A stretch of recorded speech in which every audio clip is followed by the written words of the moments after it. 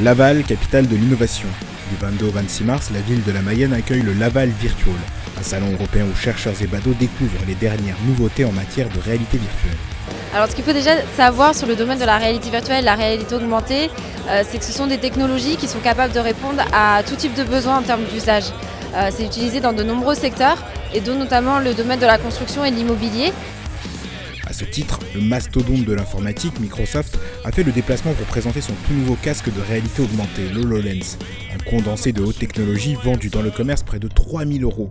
Sa particularité, les lunettes permettent à celui qui les porte de voir les hologrammes.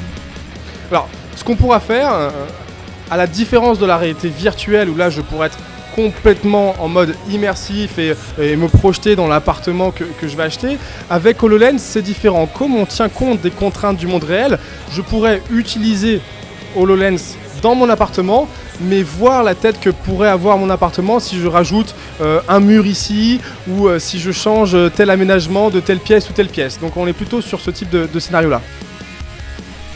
Mais la réalité virtuelle ne s'arrête pas là. Des sociétés comme HomeBuyMe la mettent directement au service des particuliers. L'idée est de permettre à un acheteur dans l'immobilier neuf de s'approprier un logement qui n'existe pour l'instant que sur les plaquettes des promoteurs. L'expérience qu'on propose ici à Laval Virtual permet aux particuliers de se balader dans leur projet futur à l'échelle 1, de sélectionner des objets, de les déplacer, de réagencer le salon en déplaçant virtuellement le canapé, les chaises, la table basse, mais aussi en essayant d'autres types de canapés, se rendre compte, tiens, si on essaye une autre variante d'un même canapé ou un canapé carrément différent, qu'est-ce que ça change dans la pièce, tant en termes d'agencement qu'en termes de style. Et ça, avec non seulement les meubles, mais aussi les revêtements, les couleurs, les parquets et toute la décoration de la maison. Alors, on propose la réalité virtuelle aux particuliers pour qu'ils puissent, grâce au téléphone qu'il a dans la poche, au dîner de famille dimanche, commencer à projeter toute la famille dans le projet à venir de façon très réaliste.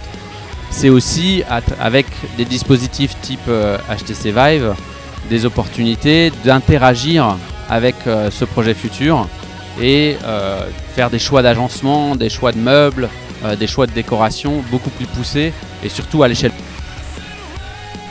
Une façon d'utiliser la réalité virtuelle qui a donné des idées à l'équipe d'Enozone.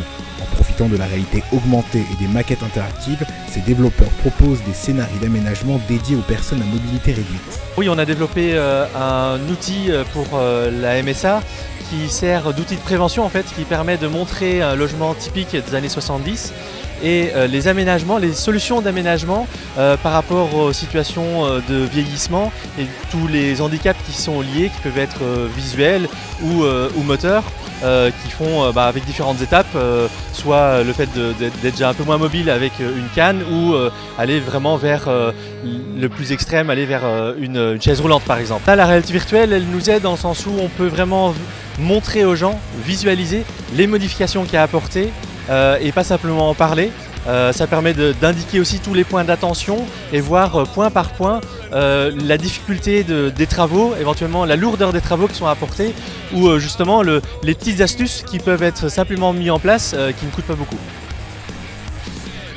Si les hologrammes et autres maquettes virtuelles s'immiscent dans notre présent, le futur nous réserve encore quelques surprises. On voit de plus en plus en termes de problématiques, on est plus sur de l'intelligence artificielle. Donc comment les machines vont pouvoir faire de plus en plus de choses. On voit des voitures qui se conduisent toutes seules, etc. On voit les robots qui prennent aussi de plus en plus de place. Donc c'est des technologies qui convergent avec la réalité virtuelle parce qu'il y a toujours des synergies qui se font entre ces technologies-là. Mais c'est vrai qu'on va retrouver sur le salon de plus en plus de technologies émergentes pour rester sur ce côté précurseur. Et c'est quelque chose qui arrivera sur les prochaines éditions aussi.